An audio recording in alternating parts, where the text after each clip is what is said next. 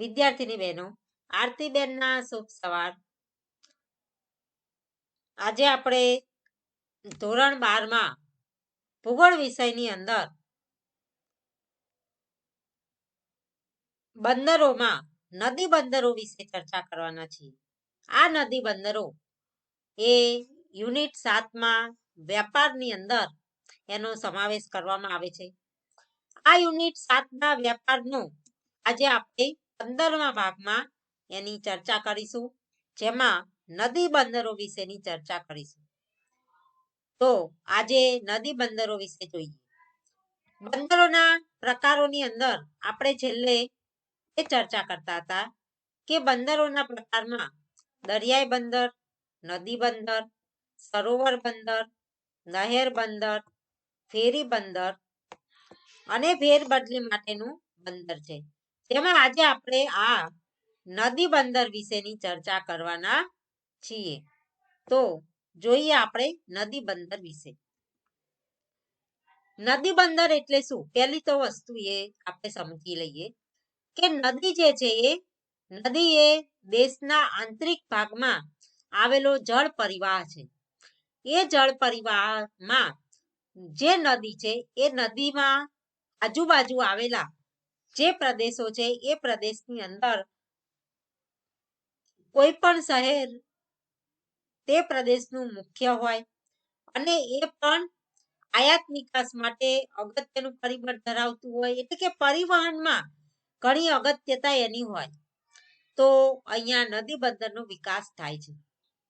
નદી બંદરની મુખ્ય અનુકૂળતાઓ જે છે એની આપણે ચર્ચા કરીએ તો નદીની અંદર બારેમાસ ભરપૂર જળ હોવું એ જરૂરી છે.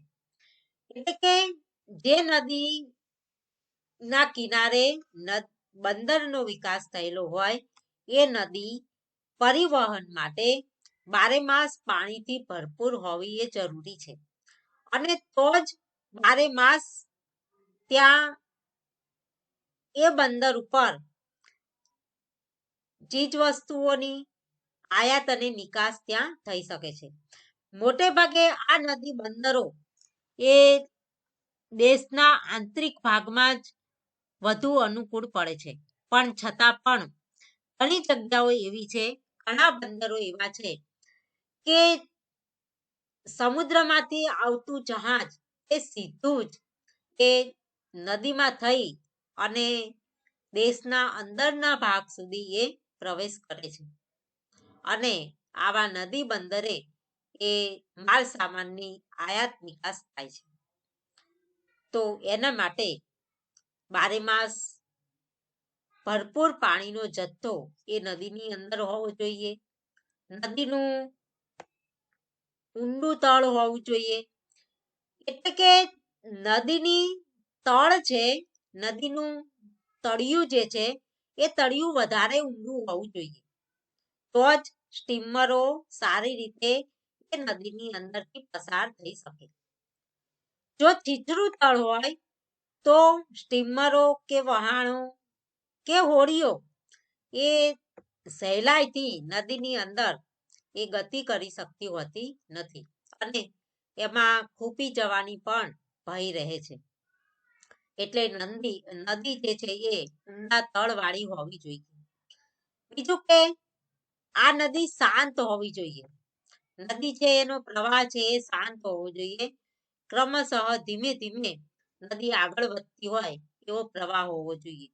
જો ઉછળ કૂદ વાળી નદી હોય, એટલે કે ખૂબ ગતિમાન નદી અને ખૂબ એનું પાણી પછડાટ વાળું હોય તો એ નદી છે એના કિનારે બંદરનો વિકાસ થઈ શકતો નથી.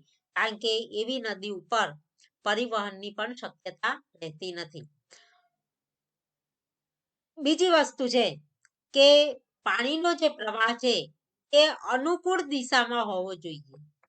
અનુકૂળ દિશામાં નદી વહન કરનારી હોય તો એ કિનારા ઉપર બંદરનો વિકાસ પામે છે. માની લો કે આપણે જે નદી પસાર થાય છે એ નદીની પ્રતિકૂળ પ્રવાહ હોય તો પ્રતિકૂળ પ્રવાહની અંદર સ્ટીમરો એ સહેલાઈથી ગતિ કરી શકતી હોતી નથી. એટલે સામો પ્રવાહ હોય ત્યારે આ નદી છે એ બંદર તરીકે વિકાસ પામી શકતી નથી. એટલે કે અનુકૂળ દિશામાં વહન કરનારી નદીના કિનારા પર બંદરનો વિકાસ થાય છે. અહીંયા આપણે ઘણી વખતે આપણે માની લો કે ચાલીને જતા હોય કે સાયકલ લઈને જતા હોય અથવા તો આપણા કોઈ ટુ વ્હીલર ની અંદર આપણે ક્યાંક જતા હોઈએ ત્યારે જોરદાર પવન ફૂંકાય છે અને એ પવન આપણે જે બાજુ જતા હોઈએ એ બાજુથી આવે છે. એટલે કે આપણે જે દિશામાં ગતિ કરતા હોઈએ તો એ દિશામાંથી સામેથી પવન આવતો હોય તો આપણી ગતિ કેવી થઈ જાય છે? મંદ પડી જાય છે, ધીમી પડી જાય છે. ત્યારે આપણે જે બાજુ જઈએ છીએ એ બાજુ પાછળથી જો પવન આવતો હોય તો આપણું વાહન કે આપણે પોતે એ સડસડાટ ગતિ કરીએ છીએ. એટલે કે ઝડપથી આપણે આગળ વધીએ છીએ. એવી રીતે અહીંયા પણ જો પ્રતિકૂળ દિશામાં વહન કરનારી નદી હોય તો એ સ્ટીમરોની ગતિ કે વહાણોની ગતિ એ ઝડપી બનતી નથી, પણ એમાં પ્રતિકૂળતા આવે છે. એટલે આ પણ એક અગત્યનો મુદ્દો છે કે અનુકૂળ દિશામાં વહન કરનારી નદી પણ હોવી એ જરૂરી છે. તો આટલી બાબત હોય તો ત્યાં નદી બંદરનો વિકાસ થઈ શકે છે. અહીંયા નદી બંદરની બીજી પણ એક બાબત છે કે એ નદી જે છે એ નદી ખૂબ ઠંડા વિસ્તારમાં હોય તો એ જામી ન જવી જોઈએ. એટલે કે એમાં બરફ થવો જોઈએ નહીં. જો બરફ થવાઈ જતો હોય એ નદીની અંદર તો પણ નદી કિનારે એ બંદરનો વિકાસ થઈ શકે નહીં. એટલે આ બધી અનુકૂળતા હોય તો નદી બંદરનો વિકાસ થાય છે. આંતરિક પીઠ પ્રદેશોની જરૂરિયાતોની આયાત અને ઉત્પાદનોની નિકાસ માટે પણ આવા નદી બંદરો છે મહત્વનો ભાગ ભજવે છે. મોટે ભાગે આ નદી બંદરોનો વિકાસ ક્યાં થયેલો હોય છે?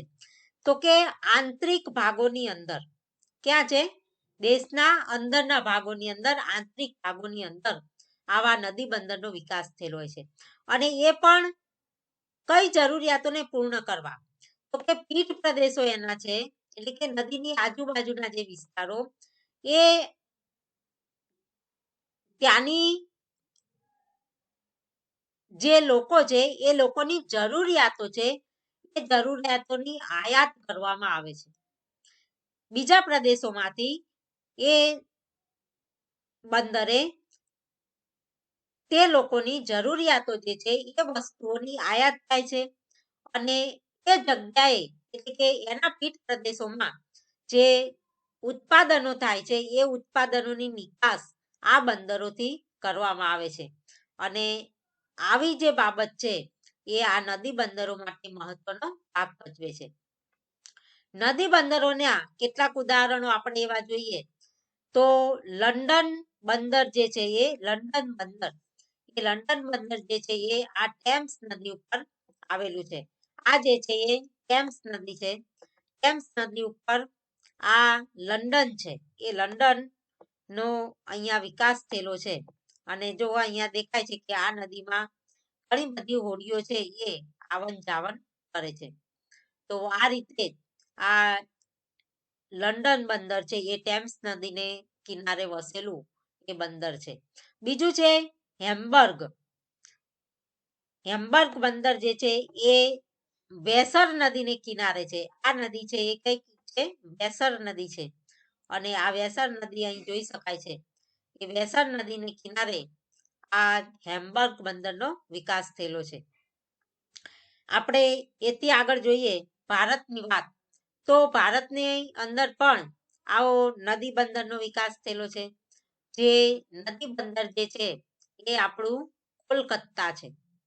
કોલકાતા બંદર જે છે એ આ નદી બંદરના ગાળામાં આવે છે. અહીંયા ભારતની અંદર જે હુગલી નદી છે, હુગલી નદી એટલે આપણે એને ગંગા તરીકે ઓળખીએ છીએ. ગંગા નદી જે છે એ આપણે ઉત્તર પ્રદેશમાં એને ગંગા નદી કહીએ છીએ. એ પછી આગળ વધે છે એટલે એને કોલકાતા પાસે એને હુગલી નદી તરીકે ઓળખવામાં આવે છે. તો આ હુગલી નદી ઉપર આવેલું જે કોલકાતા છે એ કોલકાતા એ નદી બંદર તરીકે એનો વિકાસ થયેલો છે. અહીંયા દેખાય છે આ જે નદી છે એ હુગલી નદી છે અને આ બંદર જે છે આ કોલકાતા શહેર છે. તો આ કોલકાતા જે છે એ અહીંયા વસેલું છે. અહીંયા આ બંદર ઉપર એક મુશ્કેલી પણ છે કે નદીનું જે તળ છે એ તળ હંમેશા સ્વચ્છ હોવું એ જરૂરી છે. એટલે કે નદીની અંદર કાપ કે કાદવ ભરાયેલો હોવો જોઈએ નહીં કે વનસ્પતિ પણ એમાં ઉગેલી હોવી જોઈએ નહીં. જો એવું થાય તો બંદરો જે છે એ એટલે કે નદીમાંથી છેક બંદર સુધી એ સ્ટીમર કે જહાજ કે હોડી ત્યાં સુધી પહોંચી શકતી નથી. કારણ કે જો કાદવ કીચડ વાળો કિનારો હોય, કાદવ કીચડ હોય અથવા તો ત્યાં વારંવાર કાંપ જામી જતો હોય કે વારંવાર વનસ્પતિ ઉગી જતી હોય તો એ સ્ટીમરો છે એ અંદર ખૂપી જાય છે અને એ આગળ વધી શકતી નથી. તો અહીંયા પણ આ ગંગા નદી છે જે હુગલી તરીકે ઓળખાય છે એ હુગલી નદી આપણે બંગાળાની ખાડીને જે મળે છે એ બંગાળાની ખાડીમાંથી જે ભરતી આવે છે અને નદી સાથે જે કાંપ તણાઈને આવે છે આ બંને વસ્તુ એવી છે કે જે નદીના તળની અંદર ઠલવાય છે અને નદીનું તળ છે એ વારંવાર છીછરું બની જાય છે. એટલે કે ત્યાં કાંપ છે એ કાંપ ભરાઈ જાય છે અને નદીનું તળ છે એ છીછરું બને છે અને એને કારણે અહીંયા વારંવાર એ નદીને સાફ કરવી પડે છે. એટલે કે ડ્રેજિંગ કરવું પડે છે. જે વારંવાર નદીને સાફ કરવી પડે એને ડ્રેજિંગ તરીકે ઓળખવામાં આવે છે. તો આ ડ્રેજિંગની સમસ્યા ત્યાં જોવા મળે છે અને નદીનું જે તળ છે એ તળને જાળવી રાખવા માટે આ નદીની અંદર વારંવાર ડ્રેજિંગ કરવું પડે છે. ઘણી વખતે પરીક્ષાની અંદર પણ આ પ્રશ્ન પૂછાતો હોય છે કે કોલકાતા બંદર ઉપર વારંવાર ડ્રેજિંગ કરવું પડે છે. તો એ ડ્રેજિંગ કરવું પડે છે તો શા માટે કરવું પડે છે? તો એનો જવાબ આપણે એ રીતે લખીશું કે નદી પ્રવાહ સાથે તણાઈ આવતા કાંપ કે ભરતીના કારણે તણાઈને આવતું કાંપ જે વારંવાર નદીની અંદર ઠલવાય છે અને આ ઠલવાતા નદીનું તળ છીછરું બની જાય છે. એટલે કે નદીના તળની ઊંડાઈ જાળવી રાખવા માટે અહીંયા હુગલી નદીમાં કોલકાતા પાસે વારંવાર ડ્રેજિંગ કરવાની જરૂરિયાત ઊભી થાય છે. આ સિવાય આપણે જોઈએ તો નદી બંદરો આંતરિક જળમાર્ગ તરીકે પણ ઉપયોગી બને છે. એટલે કે માલ સામાનની આવન જાવન જ નહીં પણ માણસોની પણ આવન જાવન માટે આ જળમાર્ગ તરીકે એટલે કે જળમાર્ગ તરીકે ઉપયોગી બને છે. એટલે કે માલ સામાન તો ખરું જ પણ એની સાથે સાથે માનવ મુસાફરી માટે પણ અહીંયા આ બંદરો છે એ ઉપયોગી બને છે અને આંતરિક જળમાર્ગ તરીકે આ બંદરો ખૂબ મહત્વના બને છે. યુરોપની અંદર પણ ઘણા નદી બંદરો આંતરિક જળમાર્ગ તરીકે ઉપયોગી બન્યા છે અને ચીજ વસ્તુઓની તથા ઉતારુઓની હેરફેર માટે ઉપયોગી બન્યા છે. તો આ રીતે આપણે આ નદી બંદરોની પણ અહીંયા ચર્ચા કરી છે અને આ નદી બંદરો અહીંયા પૂર્ણ થાય છે. ત્યારબાદ આપણે આગળના વિડીયોની અંદર આગળના બંદર વિશેની ચર્ચા કરીશું. આ વિડીયો તમે નિહાળીને એને લાઈક કરજો જેથી મને ખ્યાલ આવે કે તમે આ વિડીયોને નિહાળ્યો છે અને એ વિડીયોને તમે આગળ તમારા મિત્રોને મોકલશો જેથી કરી અને એમને પણ અભ્યાસના હેતુ માટે ઉપયોગી બની રહે. નવા હોવ તો એને સબસ્ક્રાઇબ કરજો અને તમારો કઈ પ્રશ્ન હોય તો કોમેન્ટ બોક્સમાં જરૂરથી જણાવશો. તો આવતા હપ્તાની અંદર આપણે આગળની ચર્ચા કરીશું.